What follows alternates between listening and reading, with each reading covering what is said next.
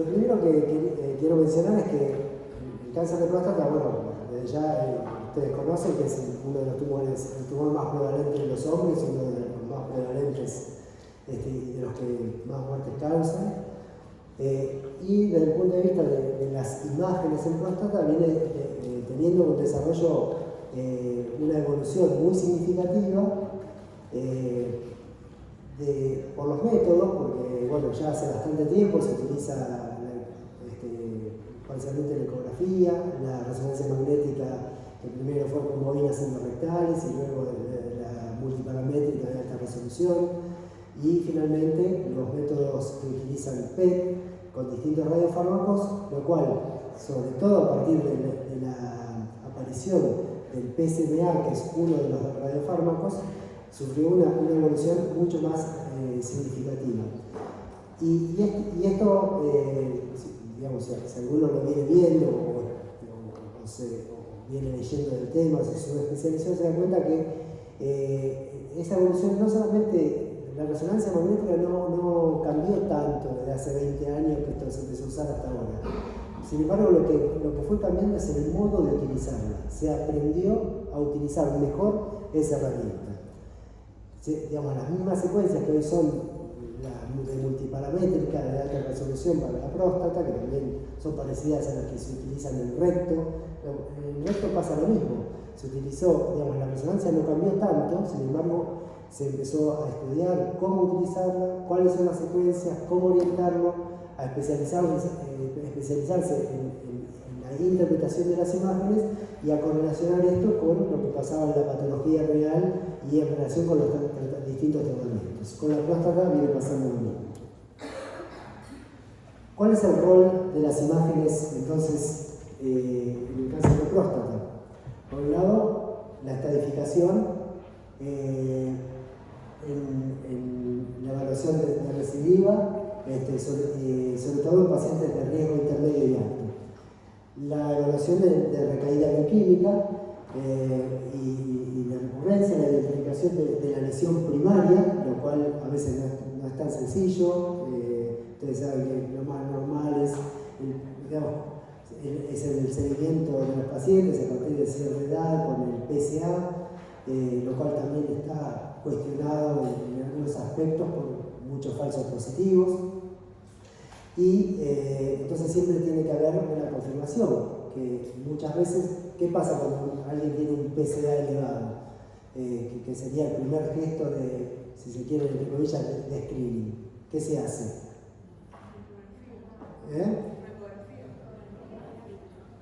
Una ecografía. Pero la ecografía es diagnóstica del cáncer de próstata. Y habitualmente, ¿qué otra cosa se hace? Alguien que diga la opinión de esto.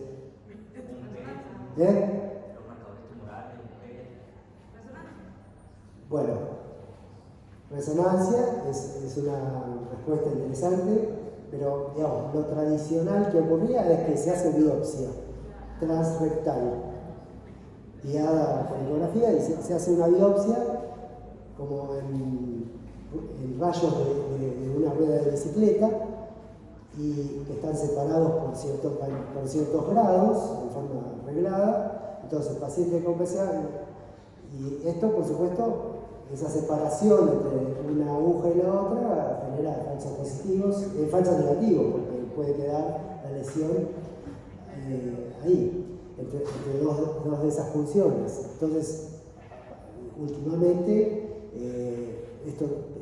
ese paradigma con los resultados de la resonancia magnética empezó a utilizarse la resonancia para guiar esas biopsias. No solamente, entonces, ese alto, resonancia magnética, más que ecografía, y a veces la resonancia magnética tiene un 100% de sensibilidad y especificidad. No, como ningún método lo tiene. Entonces, pero es muy bueno y tiene muy altos réditos de diagnósticos. Y está el famoso PIRADS, no sé si lo estudiaron, pero bueno, es el modo de clasificar los hallazgos en la resonancia magnética. Bueno, en base a eso, entonces se orientan los procedimientos diagnósticos. Y además existe, en base a esa información, a la biopsia, al grado de PSA, de la elevación del PSA, etc., y aspectos clínicos, entonces distintas conductas a seguir. En algunas es expectante. No sé, conocen la clasificación de Gleason, que tiene que ver con los hallazgos, y con el Gleason, cuanto más alto es más agresivo el tumor, más, ahora, esa clasificación, si es baja, si es por ejemplo un 3+3, entonces una de las conductas posibles, depende de la edad del paciente, de distintos aspectos, es ser vigilancia activa, se llama. ¿Y cómo se sigue eso? Se sigue con resonancia magnética. Y clínicamente, eso también lo dijimos, pero por supuesto está el tacto rectal y el aspecto clínico. Ahora, cuando se hace una biopsia y es así, el otro aspecto es: ¿estamos seguros que es un Gleason 6 o hay otro foco? Porque no es infrecuente la presencia de múltiples focos dentro de la próstata. Entonces, es un aspecto complejo de un tumor que es muy prevalente. Después, entonces, identificación entonces, de la lesión primaria, respuesta al tratamiento, evaluación del tratamiento de terapiosis, que esto no vamos a hablar hoy. Hablamos, ¿se acuerdan? Cuando hablamos de tumores neuroendocrinos, que digamos, con esto también, sobre todo con PSMA, es decir, se marca con galio 68 PSMA, fluor 18 PSMA. El PSMA es el carrier, el que se une, ahora vemos, a un antígeno de membrana. Y después, si uno lo reemplaza eso por una partícula beta o alfa, como por ejemplo el BT-177, eso se pega al mismo lugar del tumor y puede ser parte de las distintas terapéuticas del cáncer de próstata. Este esquema lo vimos, pero ahora está como adaptado al tema de hoy, ¿no? Al cáncer de próstata. Entonces, este es un esquema de a dónde se fijan los distintos radiofármacos. Entonces dijimos que había radiofármacos que tenían un mecanismo metabólico, por ejemplo de la glucólisis o de la vía de las catecolaminas. En el caso de la próstata, esto podría ser la colina, que muestra replicación de membranas, o la FDG, que muestra glucólisis. Ahora veremos cómo se utiliza esto. También, digamos, otro mecanismo que no es metabólico, sino que el radiofármaco se va y se adhiere a un antígeno de membrana, que es justamente el que recién hablábamos, que es el PSMA. Y hay dos tipos de radiofármacos con el mismo transportador, con PSMA, que son el galio 68 PSMA y el fluor 18 PSMA.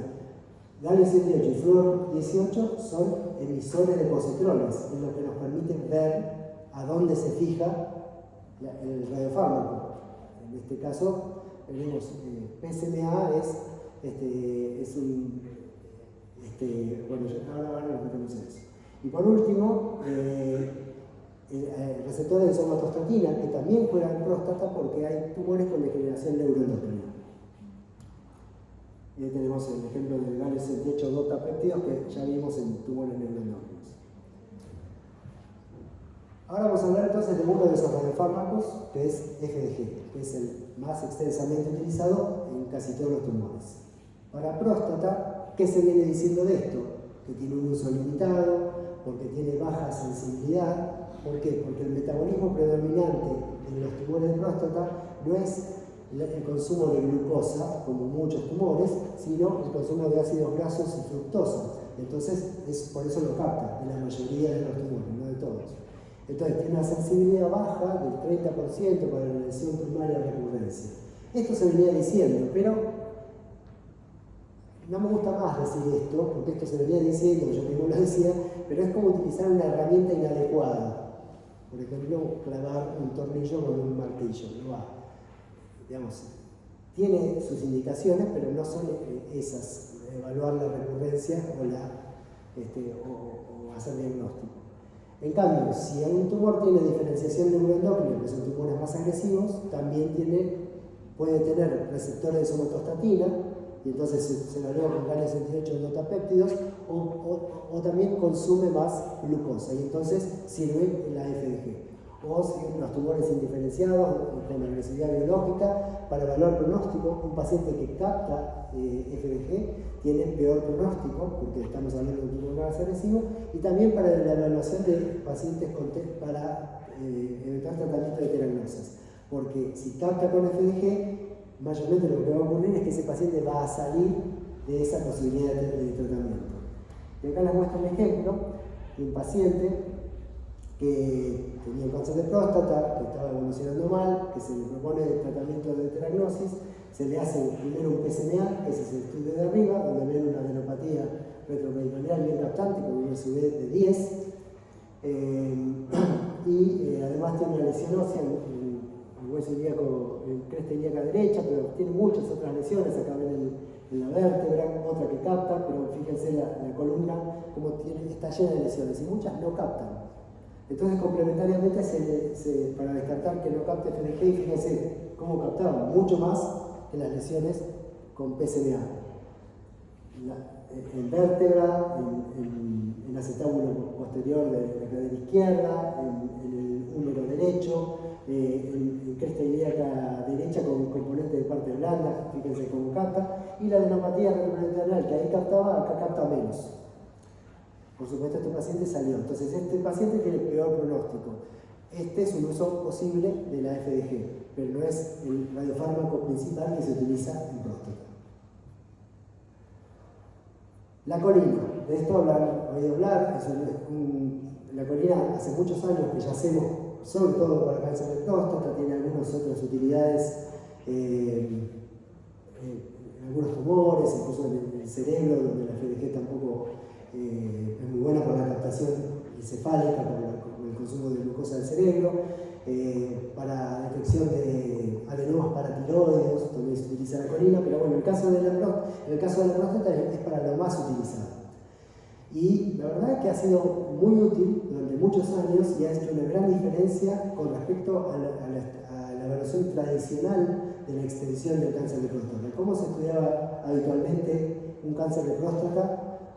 Una vez diagnosticado, le hacían la biopsia, venía un Gleason X, y había que estadificarlo. A ciertos pacientes, por lo menos un Gleason 6, se supone que no le harían nada, pero igual le hacían. ¿Y cómo se hacía? ¿Qué se le pedía a ese paciente? ¿Qué hay que evaluar en el cáncer de próstata? ¿Dónde metastatiza más frecuentemente? Entonces, ¿qué le pedían? No lo escucho.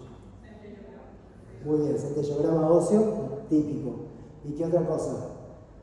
Porque si hay lesiones viscerales, adenopatías, ¿qué le podían pedir? Tomografía computada. Esa era la dupla clásica, tomografía y centellograma óseo.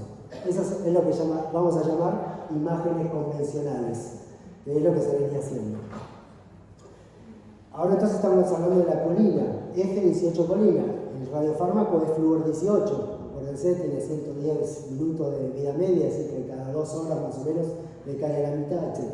Igual que la glucosa, que la FDG. Es el mismo radiofármaco, el mismo emisor de positrones, que en este caso está unido a la colina. ¿Es específico de próstata la colina? Muestra replicación de membranas celulares. Todos los tumores tienen replicación de membranas celulares, por lo tanto, va a ver si tiene un cáncer de colon, va a captar. Entonces, es importante también tener la mirada de qué pasa con los hallazgos. Algunos pueden relacionarse con el cáncer de próstata, pero pueden tener otros hallazgos. Si tiene un cáncer de pulmón, va a captar, seguramente va a captar. Igual que la FDG, no, menos captan, menos captación, menos captación de la lesión sobre el fondo. Por eso siempre gana la FDG en ese caso concreto, para esa indicación. Y para el cáncer de próstata es al revés, capta más. Muy bien. Entonces es útil para la evaluación de la lesión primaria, pero la utilidad es limitada. Detecta menos del 50%. Para metástasis, para adenopatías, metástasis nodales, tiene una sensibilidad del 62%, con una buena especificidad de cerca del 90%. y para metástasis ósea tiene mayor especificidad que el centellograma óseo y mayor sensibilidad que el centellograma. Y la tomografía computada tiene sus limitaciones porque, bueno, de hecho, la lesión en la próstata es difícil verla, a menos que sea un tumor muy agresivo, que sea un T4, invada órganos vecinos, igual así es difícil, para eso la resonancia. Y después los ganglios regionales, también la resonancia es muy buena. La tomografía computada tenemos la limitación de, bueno, medirlos, que tengan más de 1 centímetro, más de 8 milímetros, que estén agrupados, que tengan densidad, que tiñan con contraste. Tenemos algunas herramientas, pero muchas veces, muchas de las lesiones son pequeñas y que no se diferencian, por lo menos desde el punto de vista de la tomografía, de los ganglios normales. Entonces ahí la tomografía es peor. Y el centellograma no ve lesiones de parte blanda, solamente muestra actividad osteoblástica. Es decir, que este par tenía muchas deficiencias en la estadificación de las lesiones de cáncer de próstata o en la detección de recurrencia de la recaída bioquímica.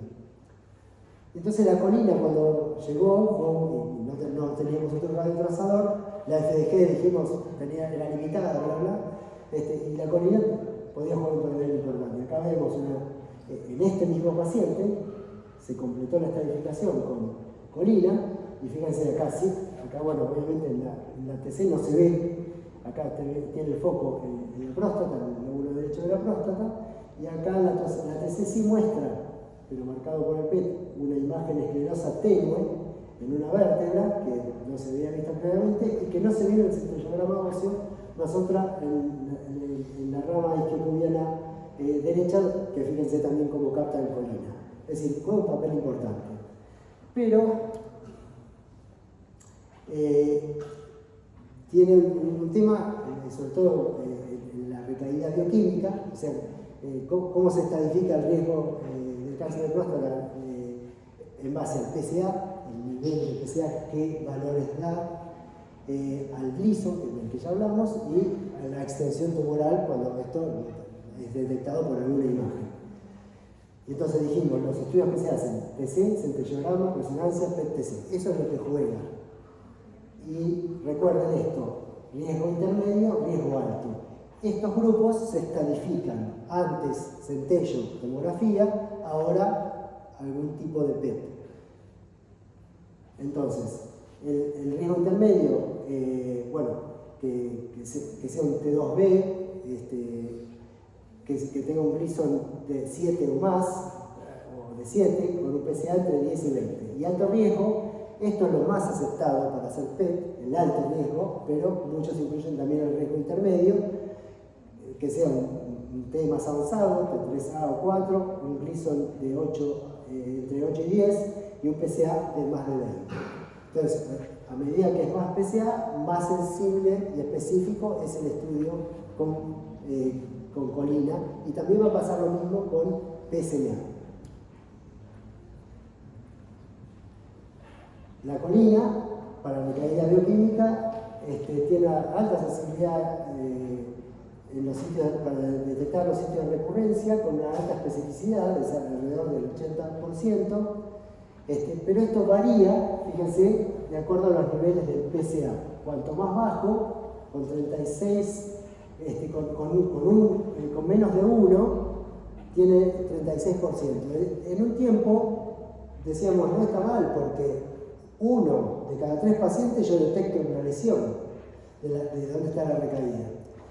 Pero acá es donde vino a aparecer el PSMA, que en niveles inferiores a 1 juega un papel muy importante. Entonces, para recordar, la colina con niveles superiores, con un PSA, o sea, una recaída bioquímica, recordemos esto. Cuando a un paciente le sacan la próstata, o sea, le hacen tratamiento de próstata, le hacen una prostatectomía radical y queda sin lesión, porque no tiene otras lesiones en el cuerpo, ¿el PSA cuál es? ¿Cuál tiene que ser? No tiene próstata. Esto se llama antígeno prostático específico. Vamos a hablar del específico, pero 0, cercano a 0, 0,02, 0 poco. Si a un paciente le hacen radioterapia le achicharran la próstata, es el tratamiento. Matan todas las células prostáticas dando vueltas, también el tumor. ¿Cuál es el PSA? No. Nunca se logra el cero en radioterapia. Y entonces, a medida se lo va controlando el paciente y queda un valor que se llama nadir, que es el valor basal nuevo. Entonces, no sé, a los 6 meses post radioterapia, el paciente tiene, supongamos, 2 nanogramos por decilitro de PSA. Y ese es el nuevo valor cero. Si supera 2 más sobre ese 2, se considera recaída bioquímica en el radioterapia. En cambio, el prostatectomizado, si tiene 0,5 y antes tenía 0,01, ya se considera recaída bioquímica. ¿Estamos? Eso es importante porque es parte.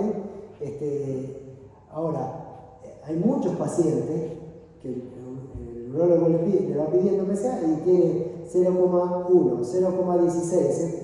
Y también la velocidad de crecimiento de esa curva también es importante, porque si esa velocidad es alta, estos métodos de PET, tanto la corina como el PSMA, también tienen más sensibilidad, porque hay un tumor que está creciendo.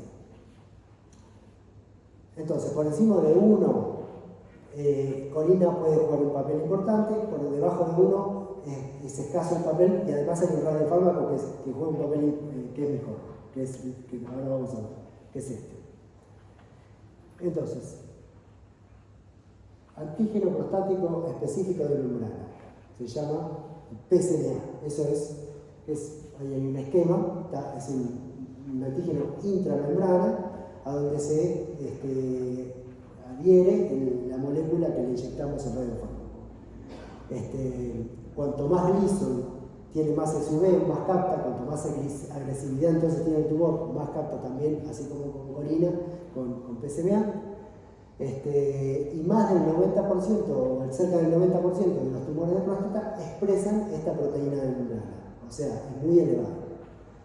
Pero hay un 10% que no, entonces siempre hay que considerar la posibilidad de un falso negativo, y el paciente igual tiene cáncer de próstata y es PSMA, que es muy bueno, pero puede ser negativo. Ahora, es específico. También se expresa en el epitelio prostático, en túbulos renales, en tracto gastrointestinal, en forma fisiológica y en tejido neural. Y hay otros tumores benignos y malignos que expresan el PSMA, es decir, no es específico como lo dice el nombre. Hemangiomas vertebrales, hepáticos cutáneos, meningiomas, actividad osteoblástica, por ejemplo, fracturas, enfermedad degenerativa ósea, Payet, nódulos tiroides benignos, inflamación aguda o crónica de los benignos, todo eso puede captar. Y hay que tenerlo en cuenta porque no capta igual que el cáncer, todo tiene una lógica, una morfología, por eso el PET-TC nos ayuda en la captación del PET y también lo que pasa con la tomografía computada, y eventualmente tenemos la resonancia magnética que nos puede ayudar, pero digamos, un Payet vamos a pensar por sus características morfológicas en la tomografía que puede ser un Payet, pero hay algunos cánceres de próstata que a veces se parecen con determinado tipo de diseminación de enfermedad ósea, de metástasis ósea. Y dentro de los malignos, carcinoma renal, glioblastoma, linfomas, cáncer de mama, carcinomas escamosos, adenocarcinoma de pulmón, GIST, cáncer de tiroides. Es decir, todo esto podemos encontrar hallazgos que no sean exactamente específicos de ese cáncer de próstata que en ese paciente se está estudiando. Ahora dijimos que hay dos emisores de positrones, fluor 18 y galio 68, que con lo que puede marcarse este antígeno de membrana, el PSMA. ¿Son iguales? Son parecidos, pero no son iguales. De hecho, el más utilizado en todo el mundo es el galio 68 PSMA, y es el sobre el cual hay más escrito. Ahora, este se produce con un generador que puede ser in situ en el lugar. En nuestro caso, en IMAXE, lo hacemos, eludimos el generador ahí, por eso podemos hacer estudios los fines de semana o en las noches. Y el otro se produce en un ciclotrón, que es lo mismo que se produce en la glucosa. Es una máquina gigante que tiene que estar en un búnker, que genera mucha radiación y que produce estos radiofármacos, una tecnología tomografía especial, entonces distinto, pero este tiene más vida media, 110 minutos versus 68 minutos. Este tiene una captación ósea más inespecífica, y justamente la próstata es importante verlo. Este es más específica, sin embargo también puede tener captación ósea, como vimos, hay distintas lesiones que pueden tener esa captación. El Galio 68, tiene excreción urinaria, y la vejiga está pegada ahí abajo de la vejiga. En cambio este no tiene excreción urinaria, pero sí capta el epitelio urinario. Entonces, ventajas y desventajas. Imágenes. Este es Galio 68 PSMA y este es Flúor 18 PSMA. Fíjense la vejiga, una rellena, el otro el epitelio captando, pero no por excreción, no es orina llena de radiofármaco, tiene eliminación urinaria. Pero este tiene eliminación hepatobiliar, entonces acá capta el hígado mucho más que allá. Después, ambos concentran los riñones, ambos concentran el intestino, ambos concentran en las parótidas, ambos en las lágrimas, en las glándulas lagrimales. Siempre para reconocer los PSMA parece que tiene dos ojitos que son las glándulas lagrimales, es una forma fácil de reconocerlo. Y entonces acá tiene una barra, una escala de grises, donde está abajo el pool vascular, lo que capta, que se puede medir por ejemplo el mediastino sin que haya lesiones, y eso es una medida que nos ayuda a comparar, ahora veremos distintos scores.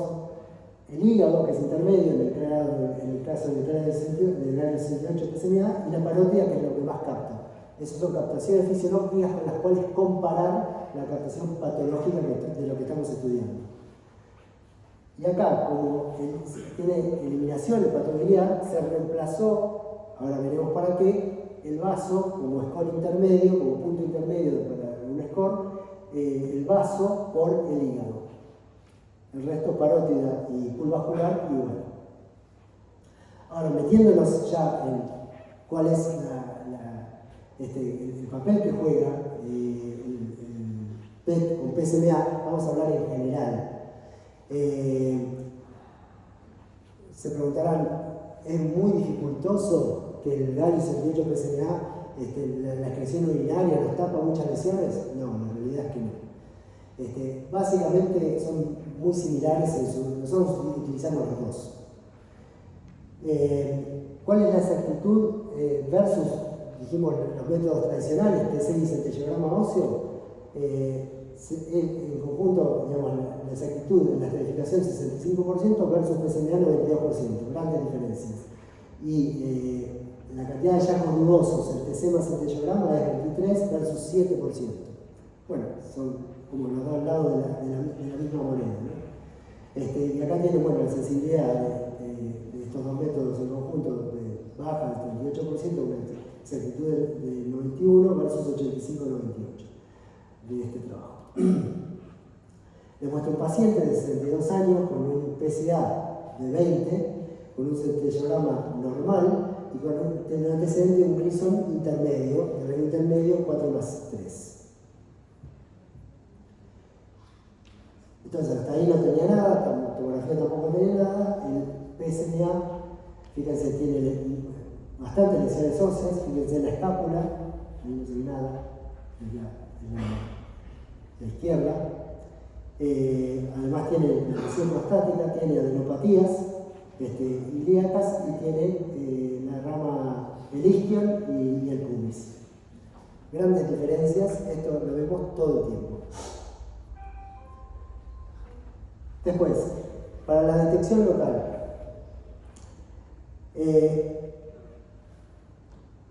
tenemos PET-TC y resonancia magnética. Cada uno de estos dos métodos, como dijimos ya, cuenta con, detecta sitios de tumor que son negativos por otros métodos y además detecta enfermedad extraprostática. En el caso del PSMA tiene una sensibilidad para detección de la lesión prostática del 58%, la resonancia magnética, según ese trabajo, 64%. Y combinados superan a ambos, 76%. Y esto modifica el manejo de los pacientes en un 30%, es decir, que uno de cada tres se modifica el manejo del paciente en base a la información de estos dos métodos en conjunto. Después detecta el 75% de recaída local, con un PSA menor a 0,5, con una sensibilidad del 75%. Recuerden que por debajo de 1 es el método, por supuesto no llega al 100%, pero es muy alta. Y después este trabajo es interesante porque es un trabajo, hay que tomarlo con pinzas, pero es interesante porque compara la resonancia multiparamétrica con el PET-PSMA. Para estadio, lo comparó con el estadio final anatomopatológico y fue superior el PSMA a la resonancia magnética. A mí me sorprenden esto, por eso digo, tomémoslo con pinzas, pero también es muy bueno el PET para la detección local. Para evaluar el nódulo prostático dominante, en caso de que haya más de un nódulo, 94% versus 83%, o sea, superior al PSMA. Para la lateralidad, ¿cuál es el lado enfermo? Derecho-izquierdo, 64 versus 44. Para enfermedad extracapsular, que es otro T, 75 versus 63. Y para invasión de vesícula seminal fue similar. Acá tenemos unos ejemplos de combinación de estos dos métodos. En este caso, un paciente que venía con estudios negativos, la resonancia magnética multiparamétrica mostraba solamente un foco en el sector superior de la próstata, vesícula seminal izquierda, este foco con restricción en la difusión, que coincide con un foco hipercaptante en el PSMA. Después, son 3 pacientes. Este es otro paciente que fue tratado con radioterapia. Fíjense la intensidad de señal de la próstata en este T2 de alta resolución. Es todo gris, difícil de evaluar, no es como esto. Y acá tiene algún artefacto incluso por semillas de braquiterapia. Irradiado y con braquiterapia. Entonces ahí era muy difícil llegar a ninguna conclusión por la resonancia magnética. El PET muestra un foco correspondiente a la recaída solamente en la próstata, en el sector periférico del lóbulo izquierdo. Y este último, que es una resonancia para estadificación con un PIRAD5, donde acá está la lesión, en la zona periférica izquierda, también, bueno, en este caso una coincidencia, fíjense, con el foco hipercaptante del PSMA. En este caso, bueno, es un metaanálisis que les estoy mostrando de 18 estudios con casi 1000 pacientes, donde se evalúa la performance de este método para la detección de metástasis, con una sensibilidad global del 59%, una especificidad del 93%, valor predictivo 81 y negativo 85. Esto por debajo de 1, del PSA por debajo de 1, pero fíjense que dice que en los pacientes de riesgo alto que tenían finalmente un N1 ahora lo vamos a ver, es que tiene un ganglio positivo, hasta el 20% se encontró un ganglio positivo no detectado por PSA en los pacientes de alto riesgo, que son los que más cuidado hay que tener. Ese es un punto de vista. Entonces, ¿tiene limitaciones con un PSA bajo? Sí, tiene limitaciones. ¿Es el mejor método? Sí, también. Es lo mejor con lo que contamos. Pero el otro lado de la moneda es el radiofármaco como marcador biológico. Entonces, no solamente es un tema de sensibilidades. Cuando el radiofármaco, el PSMA, marca, tiene un valor pronóstico en la estratificación ganglionar. Y fíjense, estas curvas diferencian los N0 versus N1, es decir, aquellos en los cuales el PET encontró 0 versus 1 ganglio positivo, el PSMA.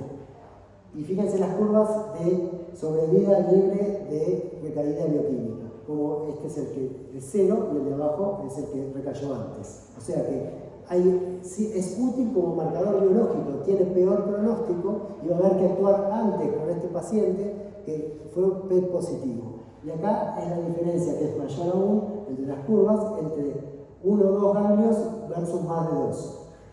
Cuando entonces detecta, esta de arriba es la de abajo de acá, pero con respecto a cuando se detectan más ganglios con el PSMA, con el PET con PSMA, estos tienen aún peor pronóstico.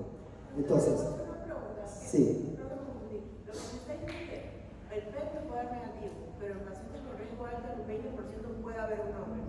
Exactamente, puede haber, pero a su vez, cuando obtenemos esta información, nos da información que tiene que ver con el valor pronóstico de estos pacientes y si tiene ningún ganglio, puede ser un falso positivo, un falso negativo, pero igual tiene valor pronóstico, porque aún estos pacientes tienen mejor pronóstico que donde el PET detecta el ganglio. O sea, decir, por un lado se puede equivocar, pero por otro lado, este tiene mejor pronóstico que el otro, donde hay captación. A nosotros como radiólogos, como imagenólogos, como nucleares, nos gusta encontrar las lesiones, pero no siempre eso es lo mejor para el paciente. Siempre y cuando, por supuesto, estamos hablando de hacer las cosas bien, ¿no? Bueno, después, desde el punto de vista de la metástasis ósea, este trabajo muestra que es superior el PET-PSMA a todos los otros métodos, con colina, centellograma óseo, resonancia magnética corporal total, etc. Con sensibilidades por encima del 90%. Para la recaída bioquímica, dijimos, por debajo de 1, el método entonces es el PET-PSMA, ya sea galio 68 o fluoruro 18, PET-PSMA. Y tiene, por debajo de 0,5, 50-70% de sensibilidad. Y entre 0,5 y 1, 60-75%. Por encima de eso es muy superior, cercano al 95%, con un valor predictivo positivo de casi el 82%. El 58% de estas lesiones que se detectan acá no son visibles por otros métodos convencionales. El 74% se modifica el manejo terapéutico con un PSA de 0,8 nanogramos por mililitro. Y el 84% debajo de los criterios de Fénix, en lo que les decía del valor Nadir post-radioterapia, se encontró que tenía 51% enfermedad metastásica, antes de marcar recaída bioquímica, y eso fue detectado por el PSMA. Doctor, una pregunta. Sí. Usted decía que cuando se le hacía prostatectomía radical, el valor que tiene que estar Cercano a 0. Por radioterapia. No, 2 no, dije un ejemplo 2. Cada paciente, el valor Nadir es de cada paciente. Se lo controla por radioterapia y dice, bueno, ¿cuál es el nuevo basal de ese PSA? 2, 1, 1,5, un valor X. Por encima de eso, si eleva 2, se considera recaída. ¿Y ese valor que vuelve a salir de recidiva, el control lo hago con el PSMA o con cualquiera de los? Siempre que es recaída.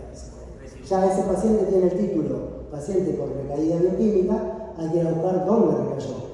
Recayó en el lecho prostático si está operado, en la próstata si hizo radioterapia, en adenopatías regionales, en hueso, en una localización no sospechada, etc. Dijimos que había un 10% que no captaban PSMA.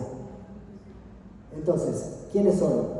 Dijimos, los que tienen, pueden ser los que tienen score Gleason bajos, porque son poco agresivos, eso es bueno para el paciente, dificultad cómo controlarlo.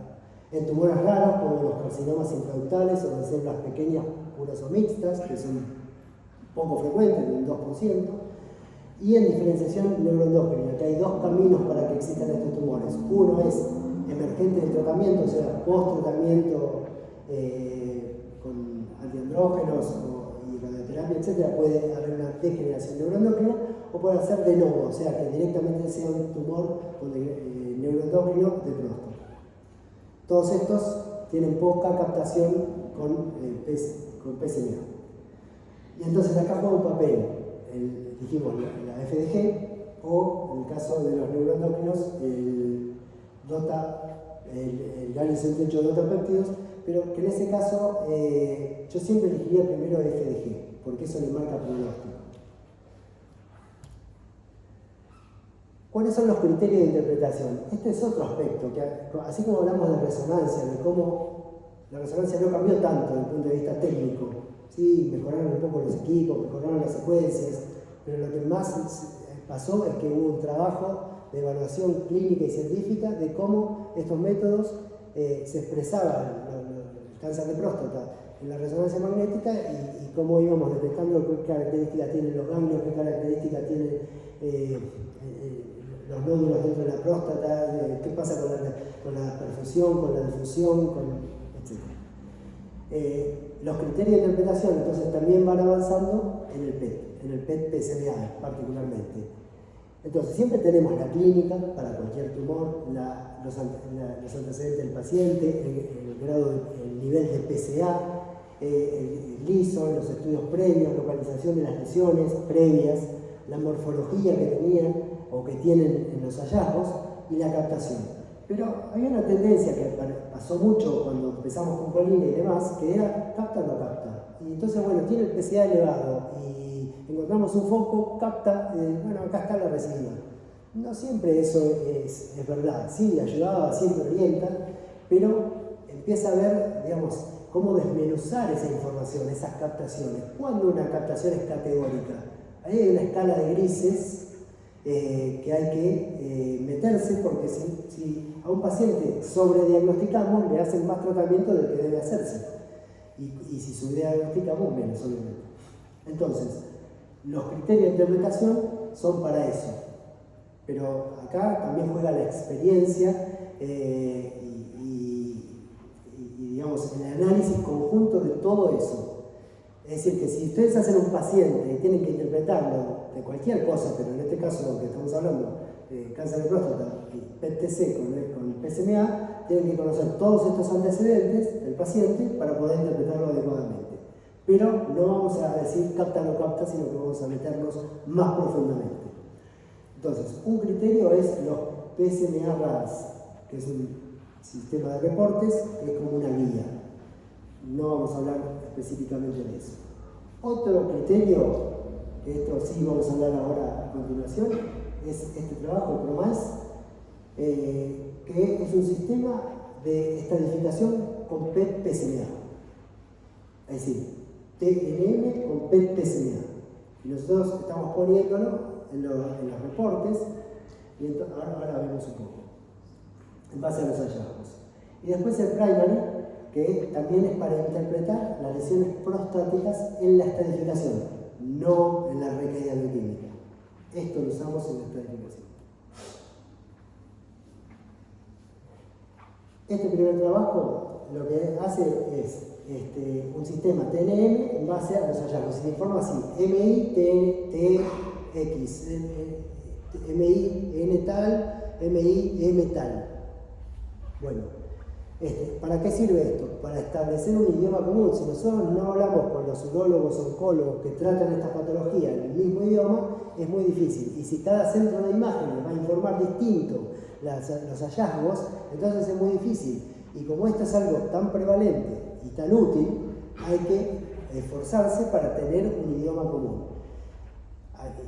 Digamos, los especialistas que informemos esto tenemos que aprenderlo, discutir con los colegas que tratan a los pacientes, y ese es el camino por el cual justamente fueron mejorando los métodos de imágenes y por los cuales se fueron integrando en los ateneos de tumores y multidisciplinarios para tomar decisiones sobre los pacientes.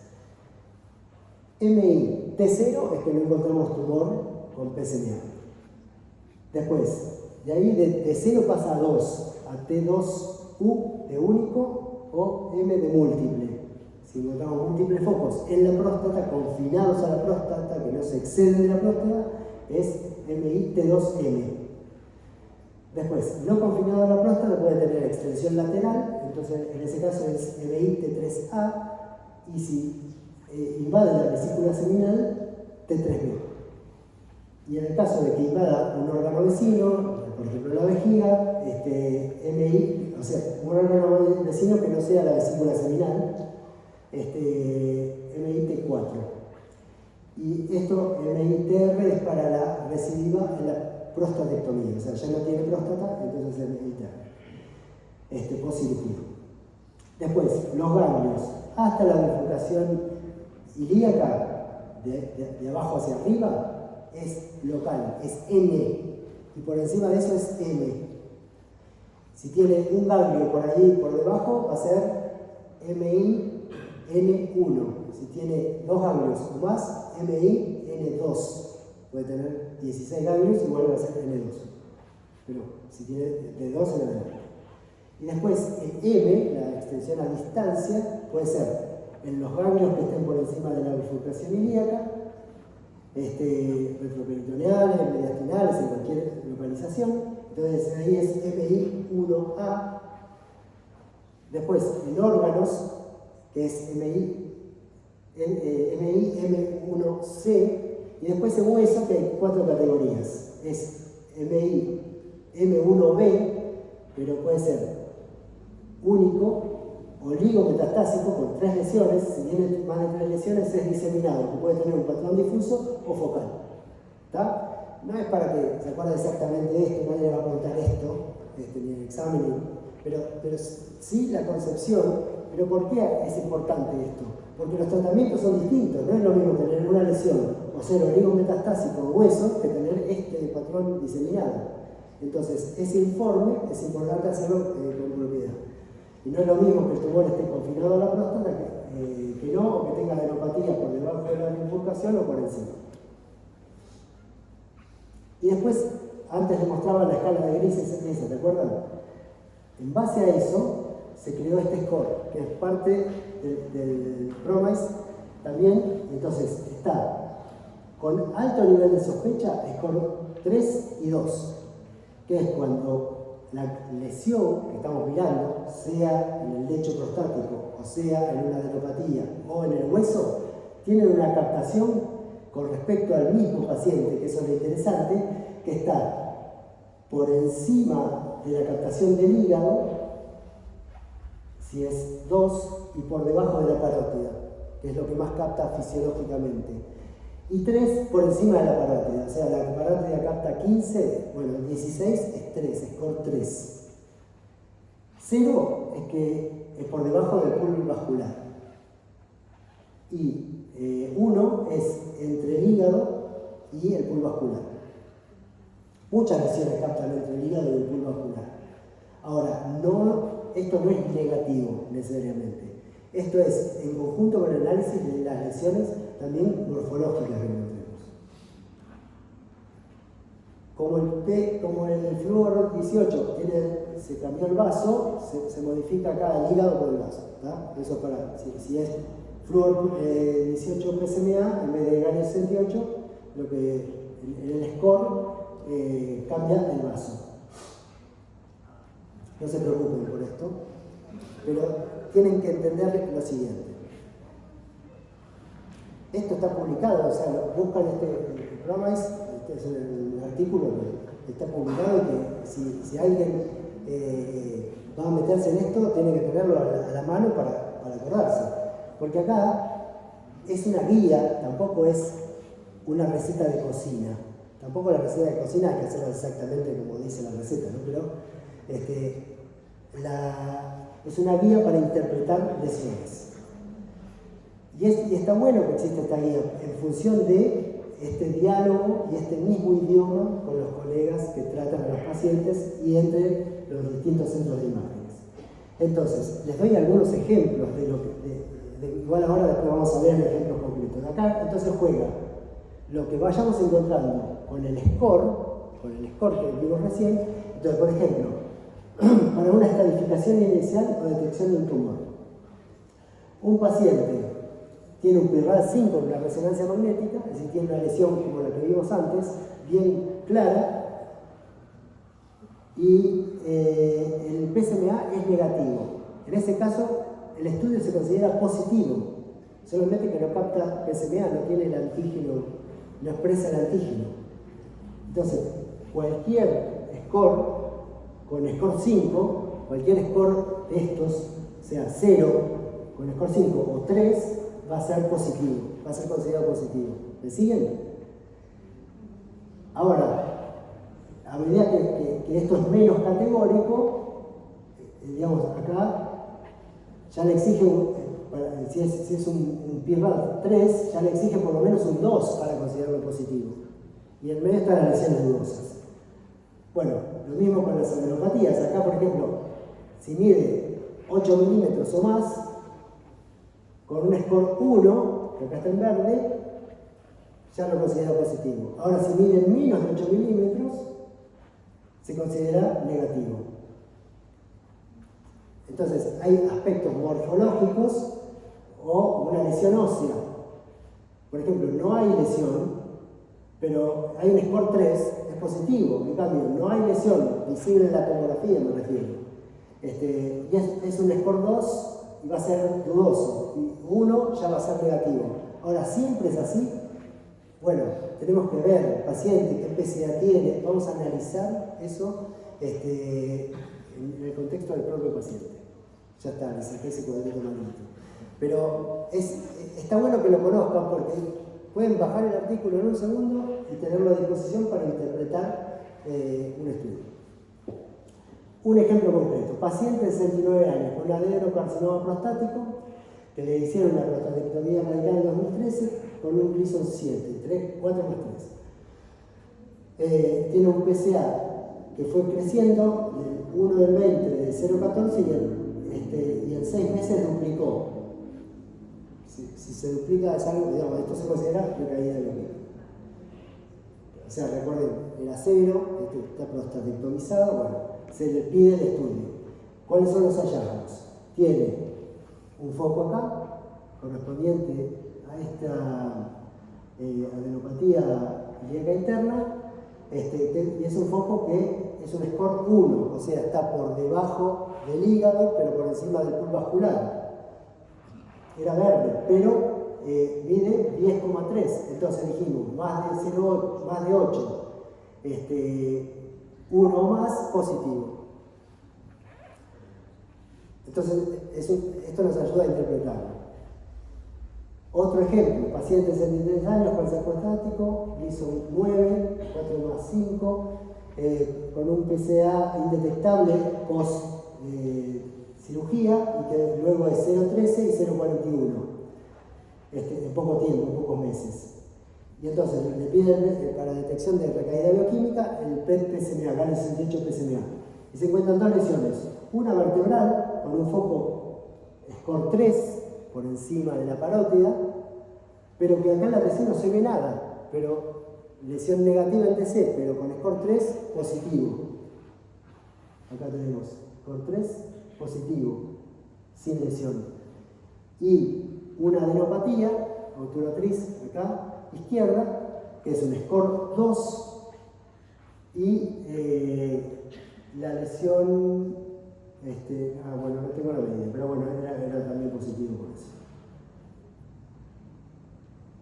Y ahora dijimos, esto es parte, digamos, el TNM, MITNM, que es el TNM por PSMA, pero para detección de lesión primaria vamos a utilizar esto, y esto también, porque con esto decimos, ¿hay lesión o no hay lesión? Ahora, no decimos si no está confinado a la próstata y invade la vesícula seminal, usamos esto. Entonces, para el T, para mencionar el T, usamos aquello. Y acá para decir la lesión que capta, ¿corresponde a la lesión que se llama biopsiar o lo que se está buscando? Estamos hablando de estadificación. Bueno, entonces, acá tienen ejemplo, ¿no? Entonces, si no hay ninguna captación, 1, eso se considera obviamente negativo. Si hay una captación difusa en la zona transicional, también se considera negativo. Este es el ejemplo en un P del artículo. Si hay una captación simétrica en la zona central, eso es el corte basal de la próstata arriba, entonces también se considera negativo. Estos 3 son negativos. En realidad son 6 categorías, porque estos 3, que son 3, 4 y 5, son captación focal, no necesariamente de un solo grado, pero focal en la zona transicional es positiva, focal en la zona periférica es positiva, y en cualquier localización con un SUV de más de 12 es positivo. Estos son los 3 criterios de positividad. Entonces, cuando encontremos estos tres patrones, ahora estos tres, ¿no?, a veces no son tan fáciles, porque a veces encontramos uno así, otro más tenue, digamos, aparecen un montón de situaciones que tenemos que analizar. A veces uno tiene correlación de resonancia magnética, el otro de resonancia magnética no se ve nada, que ahí hablamos del caso, pero si el foco es categórico, entonces lo tenemos que informar, porque puede ser un MI-T2M, porque tiene dos focos, y alguno puede no verse resonancia magnética.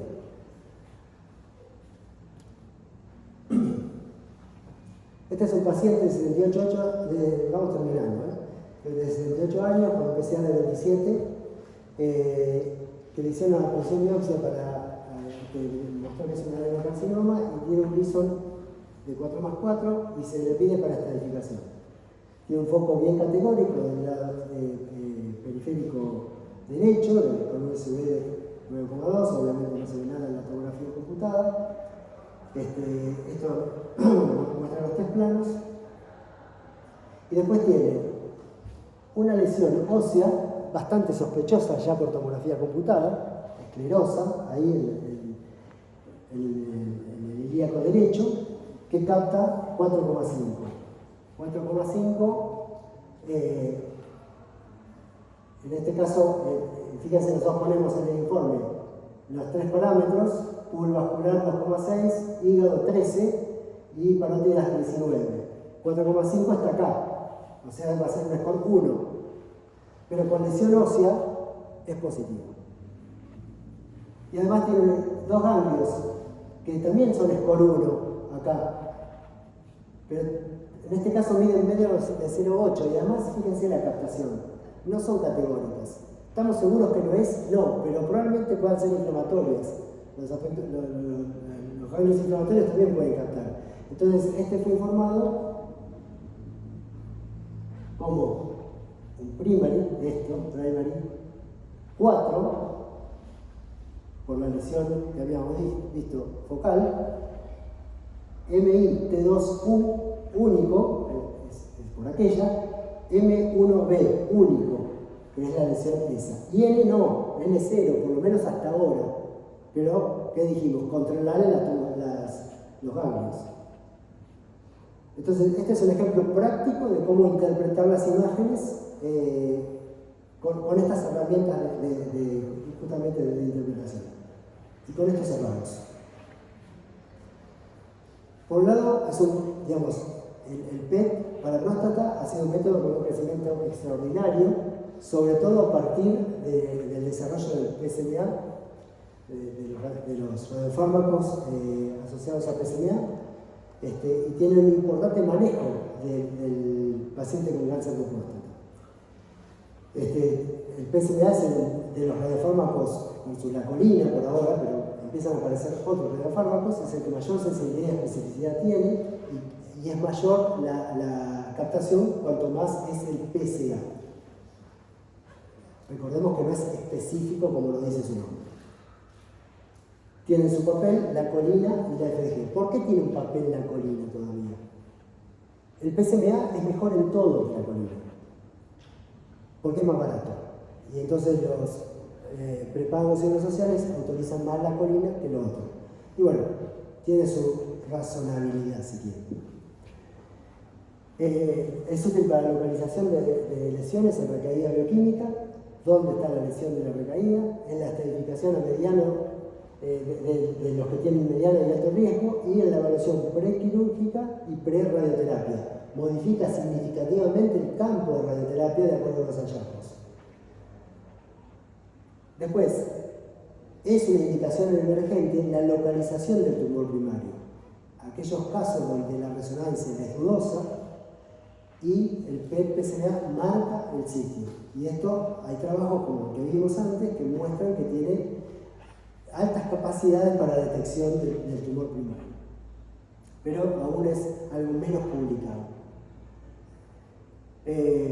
Y son muy importantes los criterios de interpretación y que los informes sean dedicados y que intentemos entonces hablar el mismo idioma con el conjunto de colegas que tratan esta patología.